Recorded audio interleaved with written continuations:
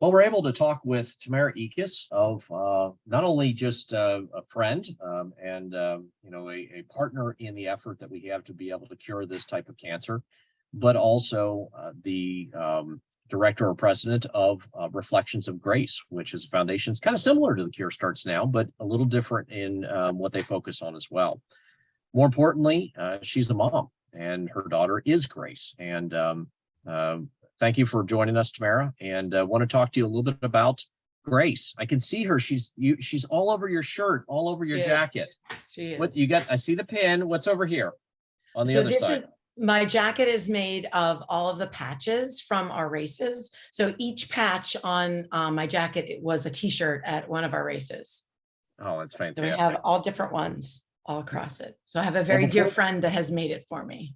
That's wonderful. Well, before we jump into the race and Reflections of Grace, tell us a little bit about Grace, if you don't mind.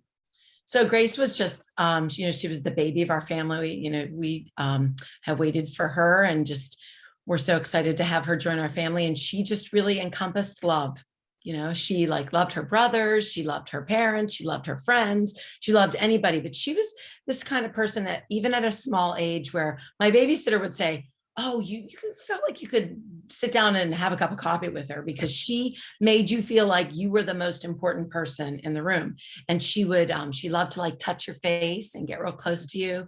And when she gave people hugs, she hugged you around your neck and she squeezed your neck. So she embodied love for us.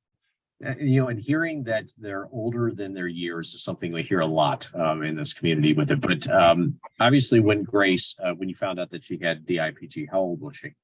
Well, she was 4, and it was just after Christmas. It was right after New Year's, and she'd not been sleeping real well, and we just were kind of thinking that maybe she was doing some 4-year-old things, right? She was starting to remember dreams, and do things like that. But then she started to lose her balance, and she would fall, and she would say, "I feel wobbly." And so that's when we really were alerted to the fact that we really needed to take her and get checked out. And I thought, oh, inner ear infection, something, her equilibrium is off. And really, we were lucky enough with our pediatrician that we had an appointment in a day.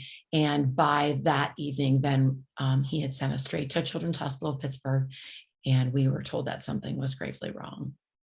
And that's unusual back then, because Grace was diagnosed about the same, I think a little bit after when we were in the battle. Mm-hmm. And this really wasn't known. I mean, the IPG, as general rule, no one really knew what it was. So it's kind of amazing they even directed you to the hospital to right. And now when I hear the stories of parents who were directed to physical therapists and all kinds of other things, I do, you think about all the gifts that you were given in all of this turmoil and all of this horribleness really that you were experiencing, and our pediatrician was a gift to us, because he knew that something was off and he sent us right away to the right place.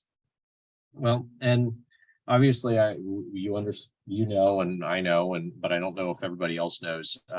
She lost her battle. How long ago was that now? So now it's coming on 15 years. We're coming on the 15th anniversary in February. A tough anniversary. Went through that already. With that in mind, though, you and Brian decided that you wanted to do something about this, and you wanted to try to beat this type of cancer. Can you talk to us a little bit about what Reflections of Grace focuses on? Sure. We have a threefold mission at Reflections of Grace. We really felt very supported by family and friends. And we know that there are families, out there that are not that supported. And we were grateful enough to have people support us financially and just with food and just time. And so we wanted to give back to that type of situation, but we also wanted to know that, we want someday that this not to be something that parents ever have to hear. And so that's why we were so dedicated to thinking about research. And while we're helping families that are in the fight, we wanted to be able to say, these are the things that we are doing so that this is not going to happen in the future. And we were committed to that. And then the third part of our mission is awareness. And you and I have talked about that and how we really need to be more, it needs to go beyond awareness, but sometimes that's that first step. And we know that a lot of times people don't know about this until they do. And once they know about it, then we can begin to, have them share our compassion for other families and research and be able to move this forward. Now, where we get connected, because obviously Cure Starts Out is just entirely research. That's all we focus on. It comes back to the symposiums. And back in 2011, there was this bright idea was proposed by some researchers to come up with a meeting to effectively explore this home run strategy, the idea that we could cure something greater than even DIPG by focusing on it. I think that's where you and I connected, was that you were at that first symposium, and you created something that I wasn't even planning on, even beyond the symposium. You created the collaborative. Can you talk a little bit about that and kind of how we got there? Well, we knew, and we knew that we wanted to do things, and social media wasn't what is now, and we read your blog before we knew you, and really were, touched by that, and it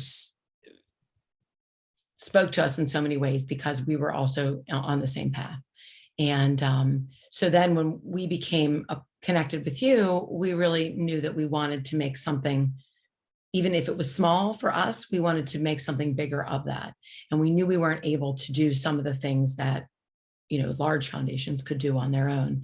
And we wanted to also do it quickly. We wanted to start making some impact quickly. And I think that that's one of the reasons why we really reached out and to make the collaborative, is because we wanted to get as much as we could. We could have waited around for a long time till we, made enough money ourselves to put into a research grant, but we wanted to be able to do something as quickly as possible. And that was the best way for us to be able to do that.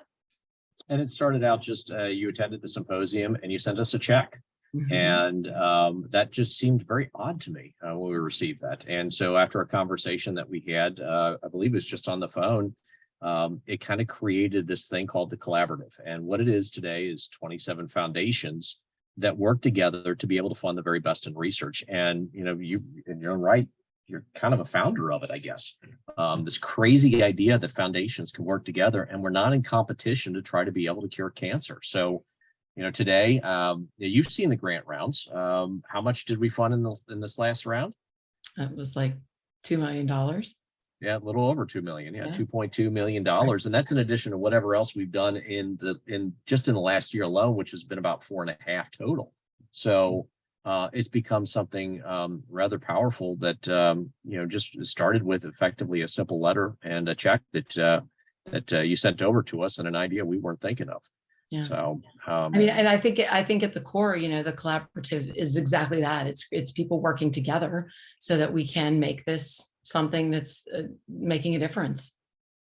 Absolutely. And once again, it comes down to that strategy. It comes down to foundations working together, because we're not only going to have the perfect idea, we're not going to have the exact way of being able to get to the cure. And we're very honored to have you not only in that collaborative, but also as a friend and a source of wisdom for us as well.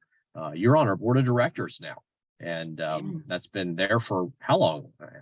Does that go all the way back to the beginning of it, pretty much?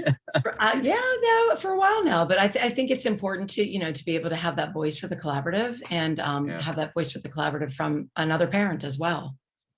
Absolutely. Well, you guys are doing absolutely wonderful things. We love Grace. I love the jacket though too. That's just a great idea. She's my very dear friend wants me to tell everybody it's one of a kind. People were like, absolutely. "Oh, can I get one of those?" And she was like, "No." Well, fantastic. Thank you for joining us and helping explain a little bit of what makes this different, and what people are investing in when they do Giving First. So thank you, Keith. We're honored to be a part with such great families. Thank you. Thanks.